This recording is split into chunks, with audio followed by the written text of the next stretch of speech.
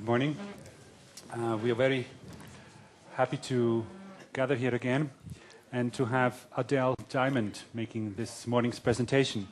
In Adele Diamond, we have a unique combination of developmental psychologist, a person who has been investigating children's and their development and the effects on their brain development. She's also a cognitive neuroscientist, and today's presentation will be about what are the effects of attention training in children and how that can be improved. So, please, Adele. Thank you very much. Very much. Good morning. The main purpose of my talk is to talk about what skills and attributes are important for success in school and in life, and how we can help young children to develop those critical skills. The outline of my talk is I'm going to define what executive control is and talk about why it's important.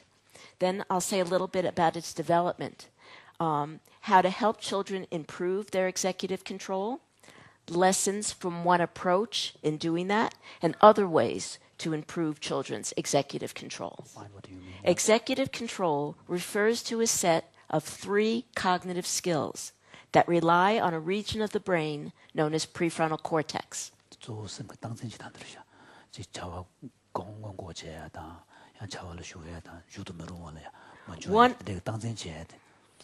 One of these cognitive skills is inhibitory control, inhibition, the ability to resist a strong inclination to do one thing and instead do what's most appropriate or needed.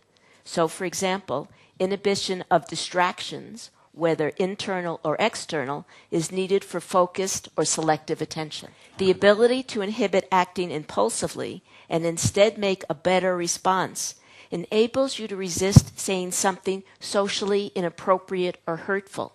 For example, suppose there's an old friend that you haven't seen for 20 years, and maybe your first reaction on seeing your friend is, "My God, how much weight you gained." But you don't say that. You inhibit saying that and say something to make your friend feel better. You also need inhibition to resist impulsively hurting somebody else, to get back at that person for hurting you. You also need inhibition to stay on task despite boredom, initial failure, or interesting digressions. That requires the ability to inhibit strong inclinations to give up or to do something more fun. In other words, discipline. Inhibition allows us a measure of control over our attention and our actions so that we're not controlled by external stimuli, our emotions, or old habits of mind or behavior. It doesn't mean it makes it easy, it just makes it possible. Thus, inhibition helps make change possible. The second core executive control skill is working memory, holding information in mind while mentally working with it. Much of my work has focused on situations where you need to hold information in mind and also exercise inhibitory control. I will show you examples later. But I can say now that it is the norm that to do either hold information in mind or exercise inhibitory control, you usually need the other. They usually go together. The third core executive control skill is cognitive flexibility, being able to easily and quickly switch perspectives or the focus of attention, flexibly adjusting to change demands or priorities. Cognitive flexibility is critical for creative problem solving. What are other ways I can react when something happens? What are other ways I can conceptualize a problem? Maybe think of it as an opportunity. What are other ways I can try to overcome a problem? Why does one child get good grades and another poor ones? That depends far more on discipline, an aspect of inhibitory control, than it does on IQ. No. I predict that improving young children's executive control will help them succeed in and be more likely to graduate from school, and will reduce the incidence or severity of mental health disorders of executive control, such as ADHD, attention deficit disorder, or addictions. Okay, now I'm to the development of executive control. Prefrontal cortex, on which executive control depends, is the last area of the brain to fully mature. It's not fully mature until your 20s. So this, let me do it so that everybody can see. This shows the development over years from 5 to 20. In the youngest years, you see the blue and the purple show the most mature levels. So you can see that motor cortex, primary motor cortex, and primary sensory cortex, like visual cortex, mature early.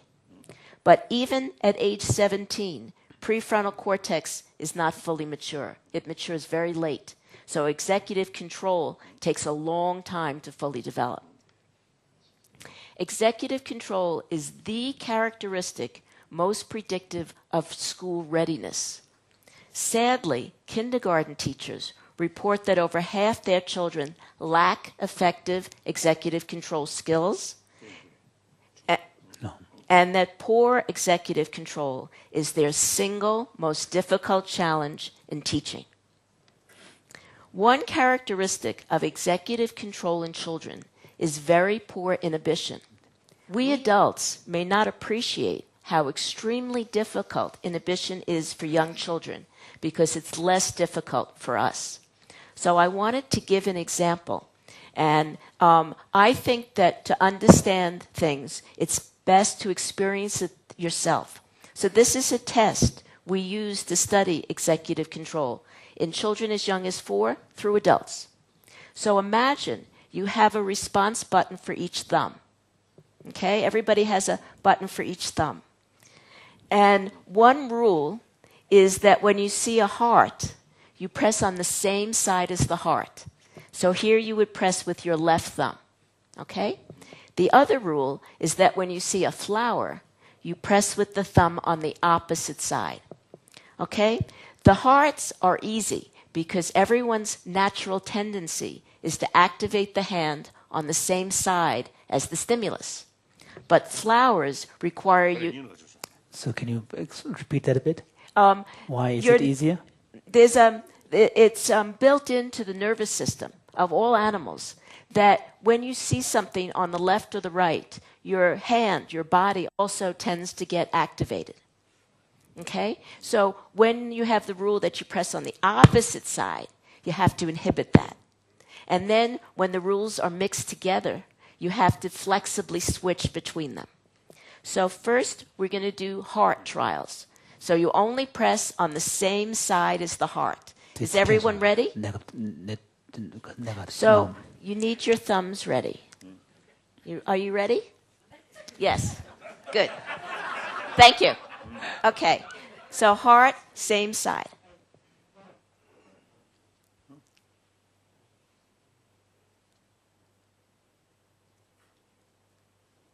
Excellent. You press as if you have a button. Yes, good. Okay. So now you will only see flowers. So now you always press on the side opposite the flower. This is different. Okay?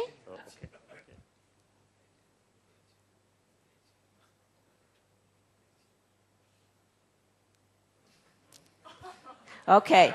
Now you're going to get both flower trials and heart trials. So remember, heart, same side, flower, opposite. Heart, same side, flower, opposite. Are you ready? You need to try, otherwise you won't appreciate what I have to say. You need to experience it, otherwise you can't understand. Okay, good luck.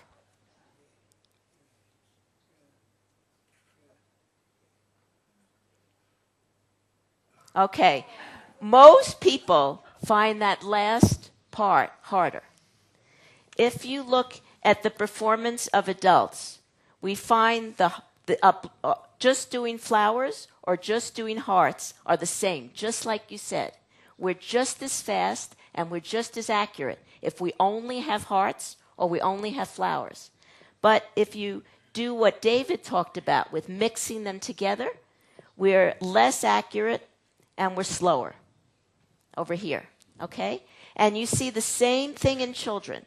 At all ages, the mixed condition is much harder when you have to flip between the rules. But this is the important point.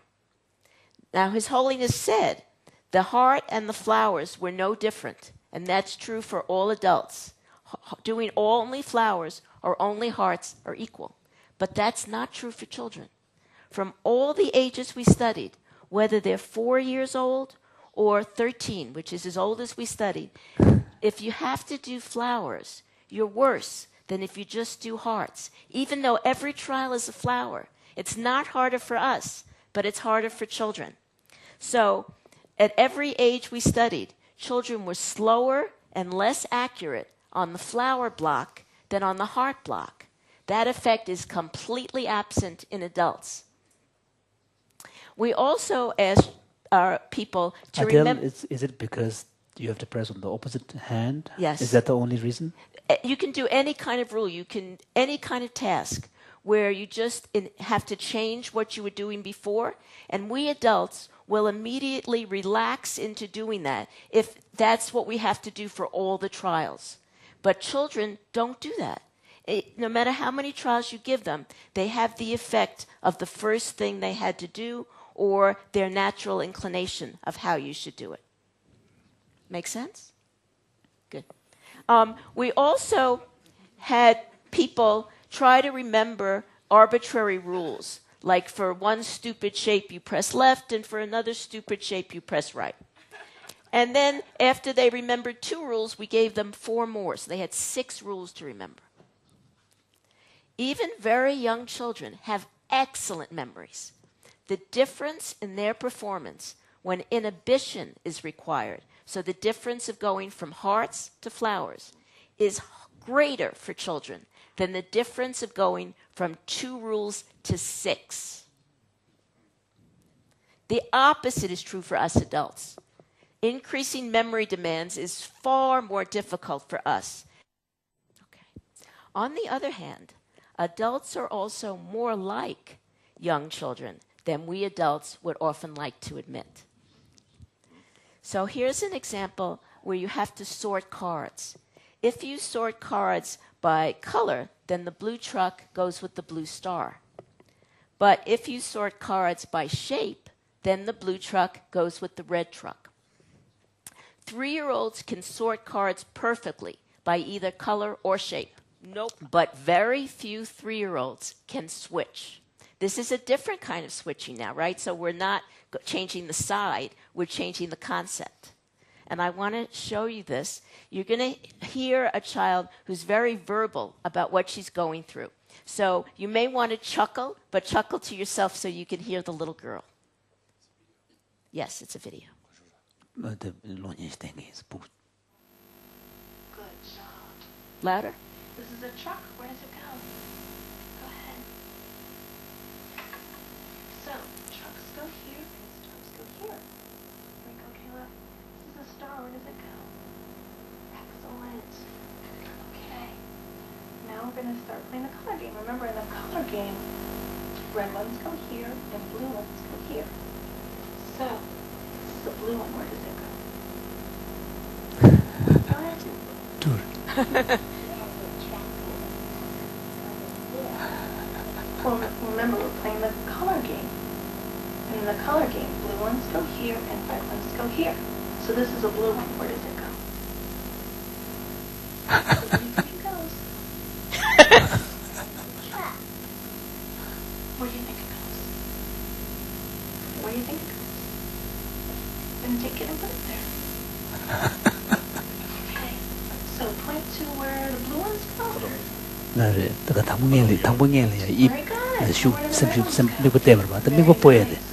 가고 지기도 가도 되기도 원세도 거라. 또 임지 단도가 당분간에 임지도 입그 돈 당슬라 봐. 또 콜토 저지.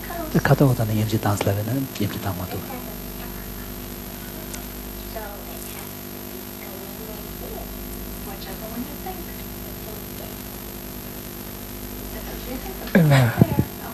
How old is this girl? She's 3 years old. 로스 말이죠.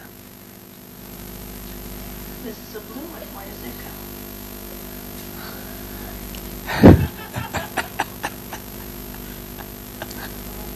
Trust.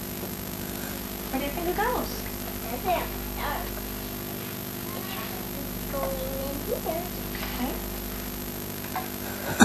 Show me where the red ones go. And where do the blue ones go? Excellent. Very nice. This is a blue one. Where does it go? Go ahead. Okay, so you get the idea. It takes that The- long? What, excuse me? It takes that long to switch. She won't switch. She never Really? switches. Never. And this is typical. And it doesn't matter whether you start with color or start with shape. Now, you noticed that the child knows what dimension to sort by, and the child knows how to sort correctly. She knows where the red goes and where the blue goes. Before the stimulus appears, she's all set to sort correctly. It's not enough to know something or remember it. You must get that knowledge into your behavior. It doesn't follow immediately that if you know, you do. The core problem for 3-year-olds is in switching appears to be attentional inertia. Once they have focused their attention on a dimension, their attention gets stuck there. They need to disengage from or inhibit their previous way of thinking about the stimuli. Now, we also did this with adults. Now, remember, children make very few mistakes, 3-year-olds, on the first dimension, but they make many mistakes on the second dimension. You'll be pleased to know that we adults don't do that. But if you look at how fast we respond, you see the same pattern in adults that you see in children in accuracy. So look at this. The next slide is adults. We're much faster on the first block, on the first dimension, than we are on the second dimension. In fact, if we can give adults many more trials than children. If you start with color, you're faster on color the whole time. And if you start with shape, you're faster on shape the whole time. Adults show many of the same cognitive biases that characterize young children, that make us laugh when young children do them. Though in we adults, these biases are more subtle and held more in check because we are better able to inhibit them. Okay, now to get to how to try to improve executive control. One way is an early education program which is based on the teachings of a Russian psychologist named Vygotsky. Vygotsky emphasized the importance of social pretend play for the development of executive control. Social pretend play is making believe that you're the mommy and somebody else is the baby, or you're the policeman and somebody else is a criminal. Okay? If you're doing that, you have to hold in mind what role you picked and what roles your friends picked. You have to inhibit acting out of character. So if you're the baby, you can't all of a sudden tell mommy what to do. You have to stay in your role. And then your friends may take that play scenario in ways you never imagined because you're just making it up as you go. So you need working memory, you need inhibition, and you need cognitive flexibility.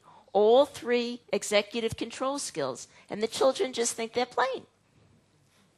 Now, when executive control activities were tried as something added on to an existing curriculum, so for example, maybe between 10 to 11 in the morning, children would do executive control activities, the children improved on what they practiced, but the benefits didn't generalize to other contexts or other executive control skills.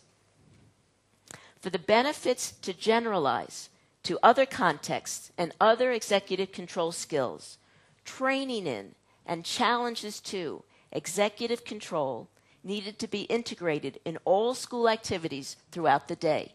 So if you're doing a literacy activity or a math activity, you still needed part of that to be addressing executive control. So one example of that in a literacy activity is to tell the children 4 years of age or 5 years of age to get into pairs and to each get a picture book and be prepared to tell the other child the story that goes with the pictures in your book, to read to the other child. Well, if both children are ready to tell their story, nobody wants to listen. Everybody wants to tell their story. And if you try to ask a 4-year-old or a 5-year-old to wait, you're wasting your breath. It doesn't work. So what they do in here, in Tools of the Mind, is, let me see if I can find my mouse, is they give one child a picture of a mouth. You can't see that here. And the other child a picture of an ear. And they explain that ears don't talk, ears listen. And with that concrete reminder, the children actually listen. If you don't have that, they don't. And after a few months, they don't need that anymore. They've internalized it. So they give them supports so that they succeed, and then as they get better and better, they remove the supports gradually. Another example is young children, 5, 6 years of age, will often do mirror reversals in their writing. It's very normal, and teachers find it very hard to get them to change. So usually teachers wait till they grow out of it. But this program has something which immediately gets children to stop doing that. What they tell the children is this afternoon, when you do your assignment, every time you have to write the number or the letter that you reverse, put down your pencil and pick up a red pencil. That's all they tell them. And after that afternoon, never again mirror reversals. Like a miracle. To understand why that works, I wanted to go to a test I developed years ago for children.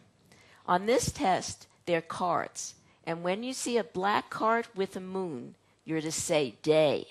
And when you see a white card with a sun, you're to say night. So you have to hold 2 rules in mind and inhibit saying what the cards really represent. 4-year-olds have trouble doing this. But it seemed to us that they knew what they should do, but they were too impulsive, too eager to respond, and didn't give themselves the time they needed to figure out the answer. So we felt they needed to wait. But if you ask a 4-year-old to wait, it doesn't work. So we needed to figure out a way to get them to work.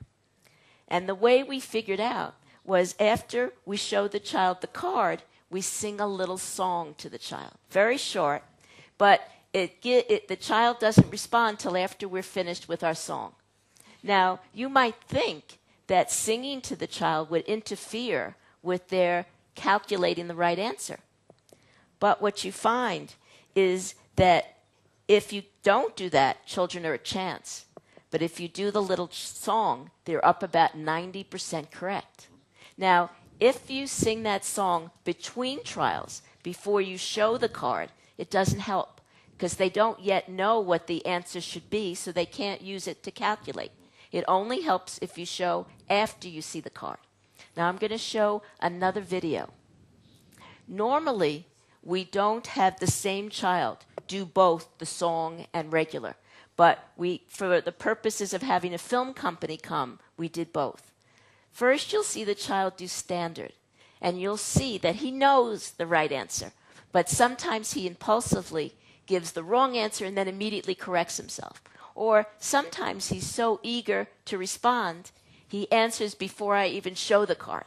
But you'll see how different he is with the song. Now, I must apologize to everyone. I am a terrible singer, but I didn't want to embarrass anyone else in my lab, so you have me doing this. The child will say morning or night. In this game, when you see this white card with a sun, you're supposed to say night. Can you say night? Good. And when you see this black card with the moon, you're supposed to say day. Yes. So what do you say when you see this? Night. Yes. And what do you say when you see this? Morning. Morning. Morning. Morning.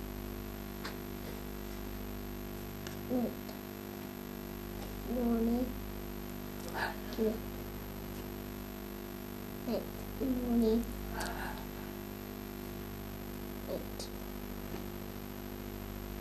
Morning.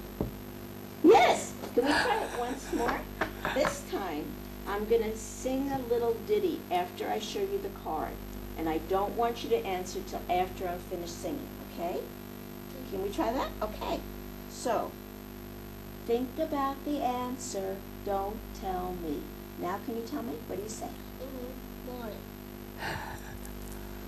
Think about the answer, don't tell me. Now what do you say? Night. Think about the answer, don't tell me. Now. Night. Think about the answer, don't tell me. Now. Morning. Think about the answer, don't tell me. Now. Morning. Okay. What you noticed is the child had two problems. One is the child is too impulsive and doesn't wait as long as the child needs to get the answer out. But that would not be a problem if the child could quickly figure out the answer. The problem is that the child is both impulsive and slow. If the child was able to calculate the answer quickly, it wouldn't matter if he was impulsive. It's that he has both problems. Now, the reversed writing did the same thing as my song. The child had an automaticity of doing this reversal in writing. And in order to get the child to break it, we needed to give him time to do what he knew he should do. But to ask him to wait wouldn't work. So they asked him to put his pencil down and pick up a different pencil. And that just gave him the time to do the right thing and broke the habit. We looked at where the children in Tools of the Mind showed better executive control and academic progress than comparable children in an excellent program that differed only in not having activities to train and challenge executive control. And the difference was significant? Yes, I'll show in a minute.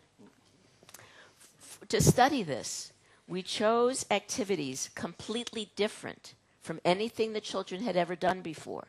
So to see an effect, the children would have to transfer their training in executive control to completely new situations. 그래서 그 고급 사업을 저는 리모뇽의 자화지가 아니라 그 슈겐트 테마됐다고 그러고. So we gave them the hearts and flowers task. This is a child doing that.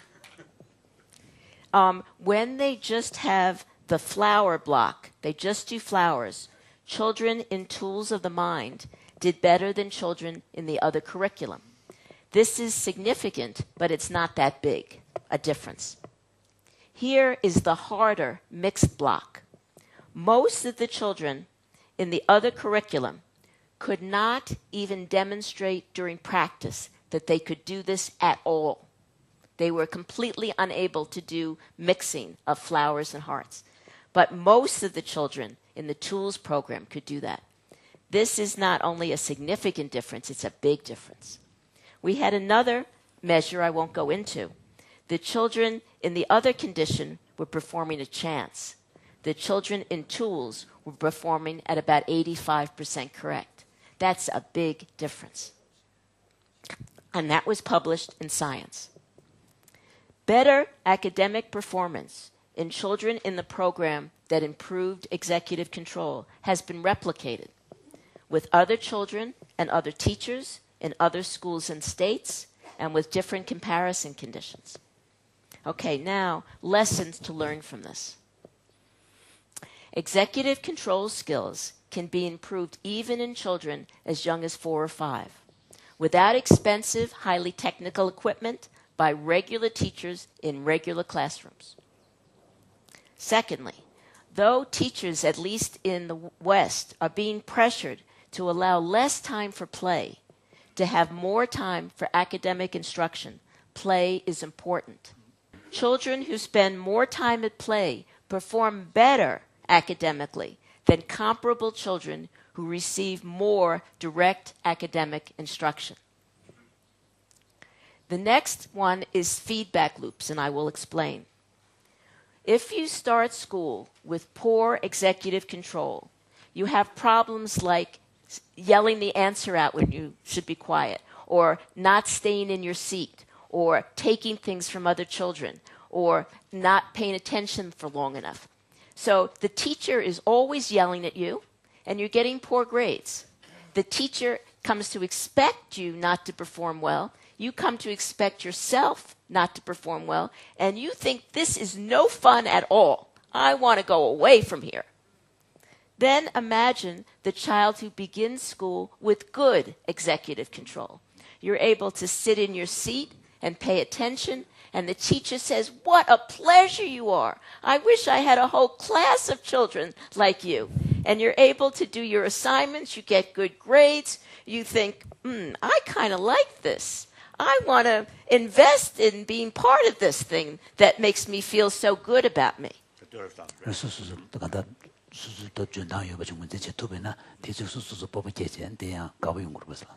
Poor children start school with slightly less good executive control than more advantaged children. And poor children fall farther and farther behind more advantaged children each year they are in school. Farther behind in their academic performance. Yeah. That widening achievement gap may result from the actions of two opposite feedback loops, beginning with small initial differences in executive control. So one feedback loop is going in the negative direction, and the other feedback loop is going in the positive direction. I predict that helping poor children improve their executive control skills early might help close that achievement gap and reduce social inequalities. A small improvement in executive control early might set a positive feedback loop in motion, and that might produce increasing benefits each year a child is in school. The recent explosion in diagnoses of ADHD might be due in part to some children never learning to exercise executive control. I predict, and we're now testing, that an early education program that improves executive control will not only lead to better school outcomes, but to better mental health outcomes. Many issues are not simply education issues or health issues, they are both. Okay, my last thing to talk about other ways to improve executive control. Many people are interested in using sitting meditation, concentrating in your breath, to help young children improve executive control. But little children of 4 or 5 find it too hard to sit still for long periods. It's not appropriate for their age. But this is an example of a walking meditation exercise that is appropriate for such young children. Everyone, even the adults, gets a bell. And everybody follows the leader and walks in a line or a circle. The goal is that no one should make a sound with their bell. That's a kind of meditation that even a 4-year-old can do. One thing we might talk about after I'm finished, which will be very soon, is what other age-appropriate meditative exercises do you know of for children that young? Okay, martial arts is another thing that helps improve executive control. For example, Taekwondo has been shown to improve executive control and also academic performance. I want to end by